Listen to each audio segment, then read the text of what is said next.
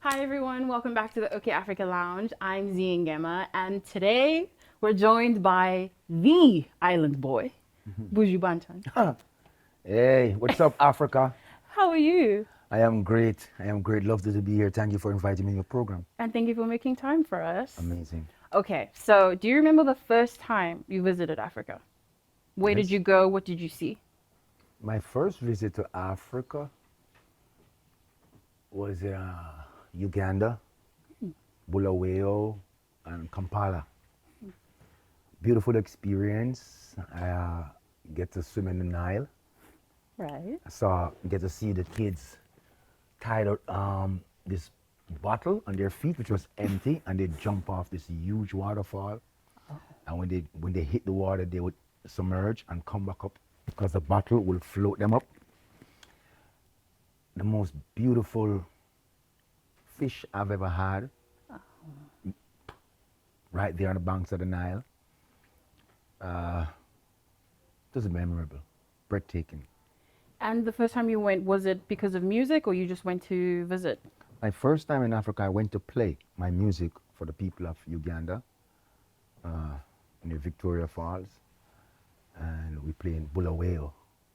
And then my second time, I was in Stansted Stadium in South Africa with Lucky Dube. And then we moved on to Ghana, and I spent a lot of time in Ghana. Yeah. Okay.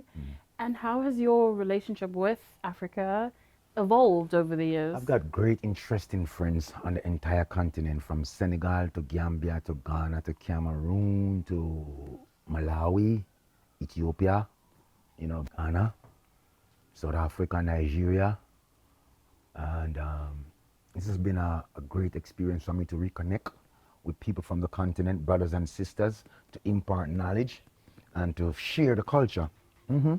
Okay. You were one of the first Caribbean artists to bridge the gap between Kingston and Kenya or East Africa.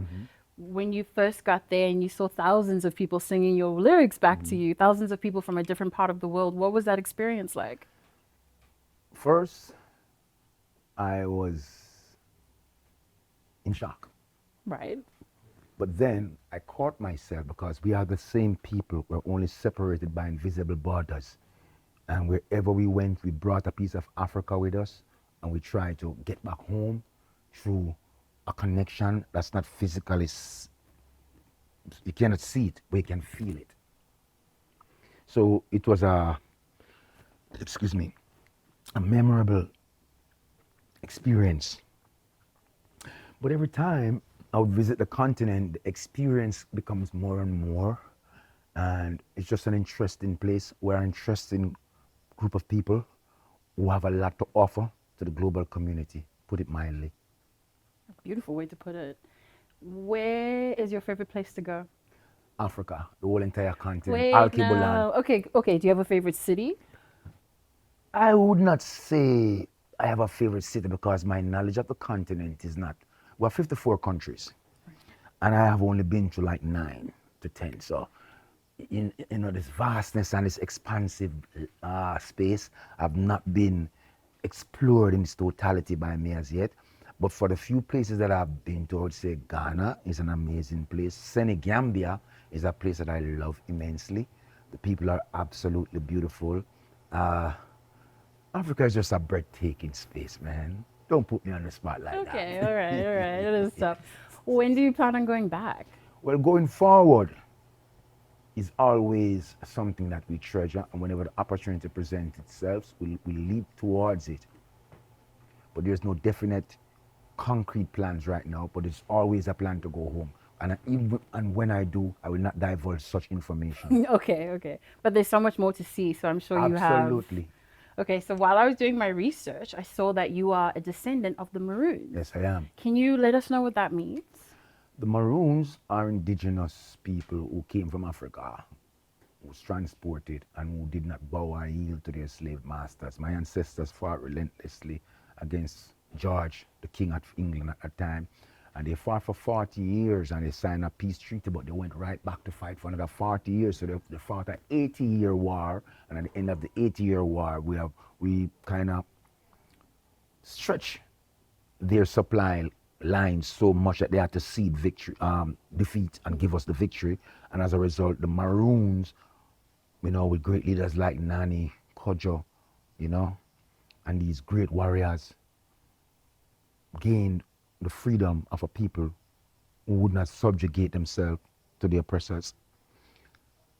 Even to this day, we're still fighting, but that is the fighting spirit that we came to the Western Hemisphere with.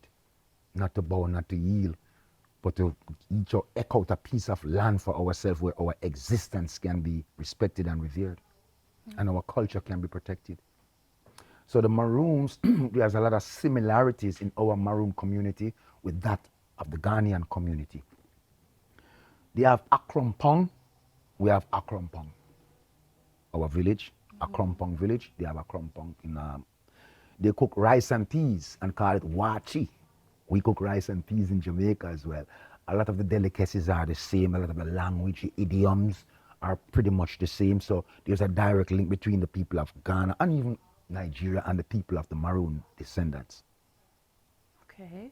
You have a song with Pantaranking called African Soldier. Yes, sir. Yes, ma'am. Sorry. No, that's okay. I can be a sir. Whatever. Not today.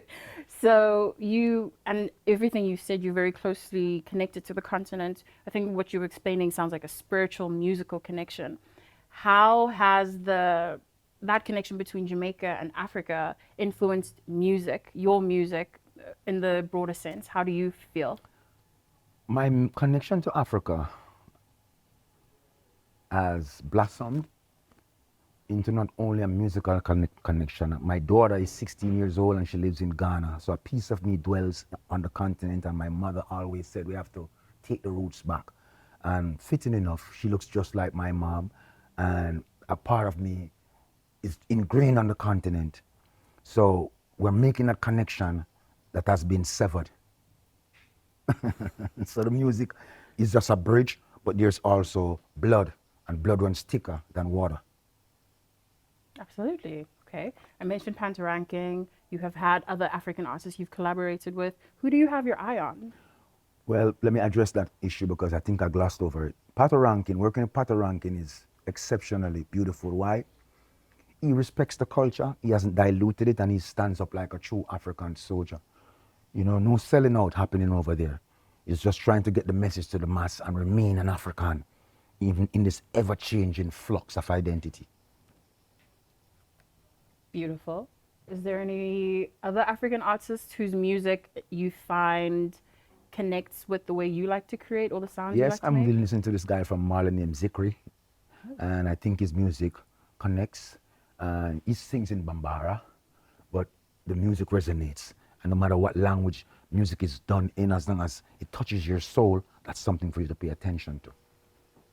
Okay. Is there anyone, or do you feel that the new generation of African artists, Caribbean, Jamaican artists, do you feel like they're flying the flag the way that you would want them to? What I feel is not really important. What is important is what is really happening.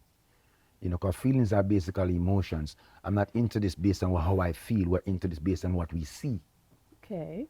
happening, And there's a lot of work to be done, to put it mildly. Okay. Is there anything you're excited about? I'm just excited to be connecting with people on the continent. This is Buju Banton, the son of the Sahel.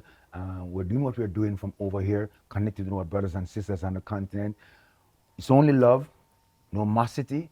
It's only love and togetherness. The Lord has opened the door for us to communicate directly without any middle person, because through the medium of music, bridges are formed. Walls are torn down. Barriers are destroyed. Let's not be the barriers and the bridges and the walls that we're trying to destroy, but the road we're trying to pave. Thank you. Yeah. Perfect. I have nothing else to add. Favorite African foods? Oh, oh, hey, I'm a groundnut soup guy. I love my Egusi, and I love my kontomori inside my soup, okra soup. I love my okra soup with my kontomori, which is a bitter leaf. I love my fufu, my banku, and when I'm traveling, I love to have my gari. Wow. So there you have it.